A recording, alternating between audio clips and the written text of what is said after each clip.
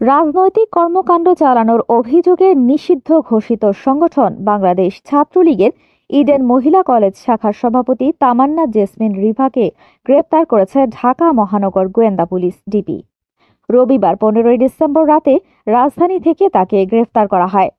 বিষয়টি নিশ্চিত করে ঢাকা মহানগর পুলিশের ডিএমপি অতিরিক্ত কমিশনার ডিবি রেজাউল মল্লিক বলেন, আওয়ামী লীগের ছাত্র সংগঠন বাংলাদেশ ছাত্রলীগকে নিষিদ্ধ ঘোষণা করেছে অন্তর্বর্তীকালীন সরকার। নিষিদ্ধের পরও রাজনৈতিক তৎপরতার চেষ্টা চালাচ্ছে গ্রেফতার রিভা সহ সংগঠনের অনেকে। তিনি আরও জানান, নিষিদ্ধ ঘোষিত ছাত্র সংগঠন বাংলাদেশ ছাত্রলীগের ইডেন মহিলা কলেজ শাখার সভাপতি তামান্না জেসমিন রিভার বিরুদ্ধে একাধিক মামলা রয়েছে। তবে কোন মামলায় তাকে গ্রেফতার দেখানো হয়েছে তা এখনো জানা যায়নি।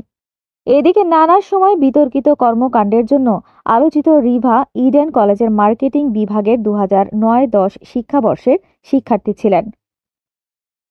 এরকম আরও অনেক ভিডিও পেতে নিউজ এক্সপোজার টিভির সাথেই থাকুন। চ্যানেলটি সাবস্ক্রাইব করুন এবং সাথে বেল আইকনটি বাজিয়ে দিন। আসসালামু আলাইকুম।